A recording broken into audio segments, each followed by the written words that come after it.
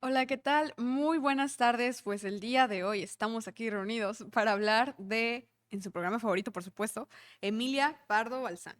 Recuerden que están justo ahorita escuchando lectura en voz alta, aquí con su presentadora, Darlene Cor Castro Perales. Muchísimo gusto a todos los que nos acompañan por primera vez.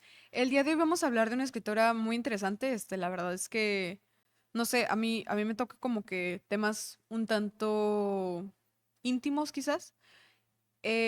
Pues porque se trata de una escritora con corte, digamos, feminista. Lo cierto es que a veces uno piensa que la literatura no siempre tiene que estar cercana a lo sociológico, y es verdad, hay veces en los que la literatura no tiene por qué servir a otra cosa más que a la estética. Sin embargo, en el caso de, pues, Emilia Pardo Bazán, estamos hablando de una escritora que ahora sí que se la rifó por los derechos, pues, de las mujeres, en el sentido de que a través de su arte lo que hacía era retratar, pues, todas aquellas cosas que las personas podían sufrir, especialmente, pues, la población femenina, y cómo es que eso era callado. Más que nada habla, pues, de los silencios, ¿no? El día de hoy vamos a hablar de El encaje roto. Es uno de los cuentos, creo que más famosillos de ella. Pero primero que nada me gustaría pues presentarles a la autora por si nunca la han escuchado. Yo sé que a veces es difícil pues hablar de autoras mujeres, y más aún de autoras mujeres de siglos pasados. Ella en particular es española, entonces pues les invito a acercarse a sus textos, ¿no? Les quiero leer la pequeña biografía que tengo aquí presentada, pues para platicarles más de su persona. Por cierto, recuerden que todos los programas pues siempre van de acuerdo a la fecha en la que estamos. El día de hoy estamos conmemorando su aniversario luctuoso. Ella pues falleció un 12 de mayo de 1921. Así que pues ahorita les voy a leer la biografía. Emilia Pardo Bazán nació en La Coruña el 16 de septiembre de 1851 y murió en Madrid el 12 de mayo de 1921, como les comentaba. Ahí para que sepan a qué edad murió, les invito a checar el dato. Condesa de Pardo Bazán fue una noble y aristócrata novelista, periodista, ensayista, crítica literaria, poeta, dramaturga, traductora, editora, catedrática y conferenciante española, introductora del naturalismo en España. Aquí nada más quiero remarcar como algunos aspectos. Primero, obviamente la literatura de ese entonces era literatura de mujeres burguesas blancas. Eso es lo natural. Por supuesto que en ese entonces las mujeres que tenían esta, no capacidad, pero la oportunidad de escribir, pues claro que eran mujeres de la aristocracia, ¿no? Un ejemplo de ella, pues es nuestra condesa de la que estamos hablando en este momento. Otra de las cosas que les quería platicar también es que pues recuerden que el naturalismo era una de las corrientes literarias, ¿no? No sé si alguien de aquí en los comentarios nos quiere explicar un poquito el naturalismo. Igual yo les voy a dar una breve semblanza de esta corriente literaria. El naturalismo surgió como una especie de corriente donde se hablaba de que las cosas caían por su propio peso desde la naturaleza. ¿Cómo explicarlo? Como esta especie de visión del mundo y de la estética que debía seguir pasos experimentales. Era un intento porque la literatura comenzara a ser un poco más científica, en el sentido de que se hablaba de que la persona, el personaje, digamos, no era tanto un sujeto, sino un objeto de estudio. O sea, según uno de los ejemplos, yo creo que de los que más me vienen a la mente rápido, es Santa, de Federico Gamboa. Santa, por ejemplo, retrata desde este punto de vista del naturalismo la idea de una mujer que si pasa esto, se vuelve esto y luego de esto termina en esto. O sea, Santa fue una mujer, una jovencita, que sufrió abuso sexual, pues relaciones coercionadas, ¿no? Abuso sexual. Y después lo que dice el naturalismo es, si te pasa esto, te va a suceder esto. O sea, es como causa y efecto, ¿no? Ella se vuelve prostituta dentro de, pues, de la Ciudad de México, en este caso de la novela de Federico Gamboa, y finalmente termina muriendo, ¿no? Esto es como que esta idea del naturalismo, de retratar como los estratos más bajos de la sociedad. Recordemos que con el clasicismo, con otras corrientes literarias, lo que se buscaba a veces era la belleza, y la belleza siempre estaba en lo exótico como los modernistas o incluso en lo más europeo. Entonces nunca se retrataba como que, ay, no sé, el vómito, las heces, incluso esto era algo que no se hablaba dentro de la literatura, porque la literatura debía ser preciosa. En el caso del naturalismo, pues recordemos que se empieza a hablar ahora sí de cosas escandalosas, no escatológicas todavía, al menos en el caso de nuestro escritor aquí, porque pues no estamos hablando de ya de algo crudo, sino más que nada de cómo se representaban los estratos más bajos de la sociedad. En este ejemplo, pues estamos hablando de que el naturalismo fue introducido a España gracias a Emilia Pardo Bazán. Sin embargo, no estamos hablando de un cuento naturalista en este momento. Solamente era como un dato para que ustedes supieran también, pues porque es parte de las escritoras más importantes, especialmente pues en Europa, ¿no? Continúo. Fue una precursora en sus ideas acerca de los derechos de las mujeres y el feminismo. Reivindicó la instrucción de las mujeres como algo fundamental y dedicó una parte importante de su actuación pública a defenderlo. Entre su obra literaria, una de las más conocidas es la novela de los Pasos de Ulloa, en 1886, o sea, fue publicada en esa fecha. Pardo Bazán fue una abanderada de los derechos de las mujeres y dedicó su vida a defenderlos tanto en su trayectoria vital como en su obra literaria. En todas sus obras incorporó sus ideas acerca de la modernización de la sociedad española, sobre la necesidad de la educación femenina y sobre el acceso a las mujeres a todos los derechos y oportunidades que tenían los hombres.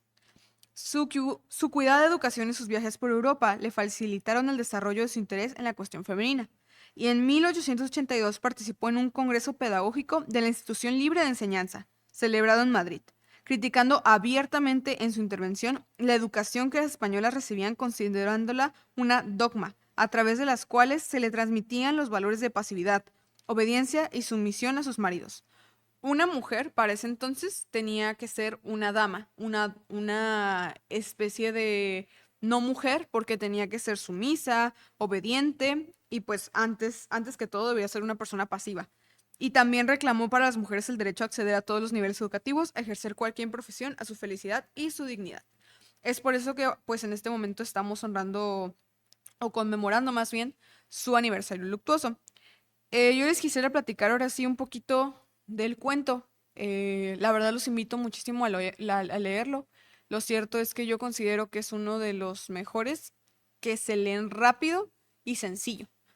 Hay veces donde siento que la literatura antigua como que se le quita un poquito el sabor para algunas personas, gracias a que es compleja de entender por como todos estos modales que pueden tener las personas. ¿Me explico? Digamos, en el encaje o el encaje roto, el nombre completo, lo que sucede es lo siguiente. En primera hay una puesta en abismo. Y ustedes dirán, oye, Darling, ¿pero qué es una puesta en abismo? No nos hables en chino. Pues miren, una puesta en abismo es cuando un personaje está hablando de algo que le pasó a otro personaje. No en tercera persona. No como, ay, yo estoy viendo a Gilberto grabar el programa. No. Yo no estoy. Un saludo a Gilberto que está detrás de cámaras. Este. Eso es tercera persona. Puesta en abismo, es decir, hoy les voy a contar, o hace mucho tiempo me pasó algo muy curioso, y es que yo estaba, sentada, pues ahí en el programa, y entonces estábamos leyendo, y Gilberto me empezó a contar lo siguiente, y abro dos puntos, y ahora sí, soy la voz de Gilberto, digamos. No, pues yo hace mucho tiempo, haz de cuenta que yo vivía allá en otra parte. Eso es una puesta en abismo. O hablar de un diario, por ejemplo, o hablar incluso de otra, pues de la historia de otra persona. En este caso, hagan de cuenta que la escritora realiza en el texto esta técnica porque empieza a hablar de una mujer que se encontró otra mujer en un balneario y que la mujer del balneario, si ubicamos que es un balneario, ¿no? Como estas albercas, ¿no? Entonces, al estar en el balneario, comenzó a revelársele una verdadera historia. ¿Por qué verdadera? Porque toda la narración comienza con lo siguiente, que hay un chisme en el pueblo. Y es que resulta que una novia ya estaba en el altar, ya estaba con su esposo, bueno, no su esposo, pero su novio, con el que ya se iba a casar, ya estaban todos los preparativos y le preguntan, ¿aceptas? Y la novia le dice, no. Ese es el chisme del pueblo ahorita. Porque justamente dentro de la diégesis narrativa resulta que la novia no les quiso dar explicaciones, que simplemente les dijo que no, que ella tenía derecho a decir que no si antes no había soltado ya el acepto, ¿no? Entonces que pues se retractaba y que no se iba a casar con él. Y pues nada, que fue una humillación para todo el pueblo, no solamente para este hombre, y que resulta, pues ahora sí, que la mujer anda por ahí impune, ¿no? y que la gente pues la tacha de que, oye, o sea, ¿cómo es posible que no te hayas querido casar? Si tan guapo y tan atento y no sé qué. Pero bueno, ese es el chisme del pueblo y cuenta que se va como diluyendo. O sea, ya no lo cuentan tantas personas, etcétera, etcétera. Hasta que un día en el balneario, les digo, nuestro narrador, nuestra narradora, se encuentra a la segunda mujer, a la que estoy hablando de, pues, de esta boda, ¿no? Entonces al encontrarse en este balneario, dice que hace pues buenas amigas con ella. Justo algo que me parece interesante es que le pone ¿qué lugar más grato pues para hacer como una amistad con una persona? Pues un balneario, ¿no? Y es justo un tema de los que voy a tratar ahorita que terminemos pues el resumen. Digamos que ya empiezan a hablar y ahora sí, la novia le cuenta la verdad y le dice que no le quiso decir a nadie por una simple y sencilla razón y es que sintió que era una nimiedad, o sea, algo muy pequeño que nadie le iba a entender, pero que ella quería contárselo pues a la mujer de la que estamos hablando como narradora, ¿no? Entonces esta novia le empieza a platicar que toda la gente le había comentado que su esposo era un hombre un tanto cruel, un tanto violento incluso, y que tuviera cuidado con él. Sin embargo, que ella le había puesto muchas pruebas, así como para que se enojara, que había puesto, digamos, pues a prueba su carácter y que lo había tratado de conocer lo más posible que le frustraba el no poder indagar más, porque pues indagar más en aquellos tiempos era como de que, oye, o sea, desconfías de él, o sea, ¿qué es lo que te pasa? ¿Cómo vas a osar levantarte ante tu marido, ¿no? Entonces, pues digamos que en medio del tumulto no descubre nada. O sea, al parecer la gente tiene esa mala visión del hombre, sin embargo, pues no es así. Y termina resultando que el hombre le da un encaje a su novia. Hagan de cuenta que antes era como que muy común, digamos, por lo caro de las telas, el adornar ciertos vestidos con cierto tipo de encaje. En este caso, menciona la mujer que pues el esposo le dio este pequeño regalo de bodas y que lo cosió, me parece que alrededor de la falda. Entonces que pues ella va por ahí, muy feliz de que se va a casar con el amor de su vida, con ese hombre, pues que menciona que siempre fue tierno con ella, que ella lo conocía de verdad y que va corriendo casi a él, hacia el altar. Y resulta que hay como una especie de clavito salido en la iglesia, digamos como de estos, de las butacas donde se sientan las personas, y le rasga el encaje. En el momento en el que le rasga el encaje, dice que ella voltea a ver el hombre y que por primera vez sintió que se le revelaba el alma que le habían estado mencionando que era de él, porque dice que le ve pues una mirada desorbitada de coraje y de odio ante una cosa tan pequeña como algo material y siendo que ella se iba a caer, pues o sea, imagínate, vas caminando al altar y en vez de que tu pareja se preocupe por, ay, ¿estás bien? Se preocupa por rompiste mi encaje que te regalé. Entonces, pues dice que ese fue un momento donde ella iba caminando como con mucha alegría y le pasa eso del encaje y ya se va caminando como dudativa, ¿no? O sea, dudando de qué es lo que va a hacer. Entonces, pues nada, que llega al altar y que ahora sí, resulta que le empieza a escuchar la ceremonia y empieza a pensárselo bien y que justo cuando ya le preguntan, ¿aceptas? Que se le sale un no. O sea, que se le sale un ahora conozco el verdadero carácter de mi esposo.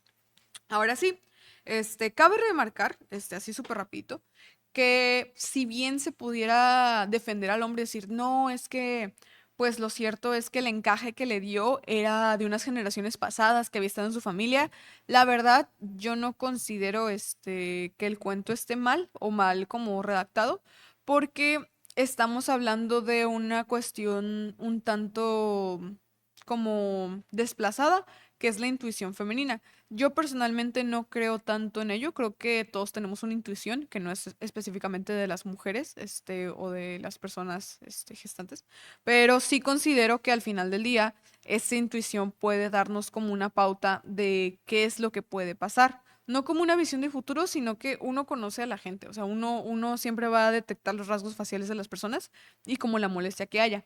A mí me llamó mucho la atención que dice que parecía que el hombre estaba a punto de soltarle maldiciones, pero que no lo hizo por los demás. O sea, Y recordemos, en esa época era súper común y sigue siendo tristemente la violencia doméstica. Entonces, pues el golpear a las mujeres, el maltratarlas, era pues ahora sí que sellar tu destino hacia un hombre violento. Entonces ya le habían comentado, oye, tu esposo con el que te vas a casar es violento. Y ella decía, no, pues yo estoy enamorada de él y me gusta, me agrada y yo lo conozco. Pero cuando se da cuenta de que en verdad no, que le había escondido esa faceta de él, pues ahora sí se cae y se rompe también la fantasía, por eso es el encaje roto, no solamente por esta idea de, pues, ay, se rompió una parte de su vestido, sino que también se rompe su cuento de hadas, ¿no? Entonces, pues, esta es la historia, tan importante que nos retrata Emilia Pardo Balsán. Eh, pues bueno, una de las cosas que yo quería tocar también aquí era la importancia del chisme femenino.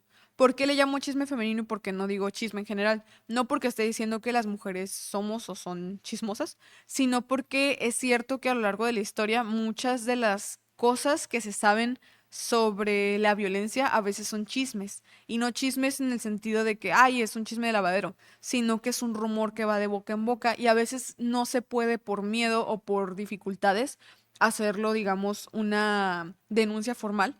Sin embargo, el chisme siempre ha sido parte del colectivo femenino como un método de defensa.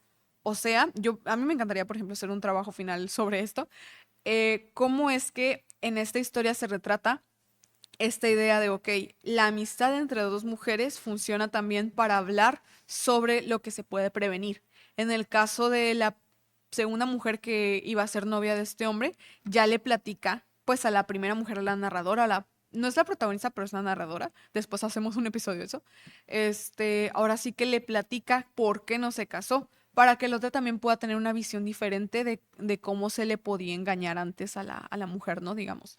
Este, la verdad no se trata pues de una guerra de sexos ni de géneros, simplemente de entender que no todas las personas nos van a mostrar siempre su verdadera cara, ¿no? Entonces, pues la verdad a mí me parece un cuento muy interesante. Creo que por supuesto tiene sus fallas, digamos que para la época era un tanto, pues como color rosita esta idea de, ay no, pues le dije que no y ya me voy y soy como que libre, porque lo cierto es que para la época pues no siempre se podía, o sea, decir que no era pues enfrentarte a la furia de tus padres que te iban a decir de que, oye, ¿cómo es posible que hayas dejado a la familia en vergüenza? Pues incluso, digamos, cargos, no legales, pero cargos de conciencia y cargos de que socialmente iba a estar relegada, ¿no? La mujer por haberle dicho que no a otro antes. Ay, pues nada, simplemente quería platicarles un poquito de este cuento porque creo que toca bastantes tópicos interesantes. am, y creo que es uno de los más relevantes en la historia, de la literatura feminista. Y nada, simplemente quería platicarles un poquito de ello. Espero que les haya gustado. Y pues nos vemos aquí la próxima. Espero que estén aquí disfrutando este programa. Y recuerden sintonizarnos siempre en el 1180 AM los domingos a las 3 de la tarde. Bye.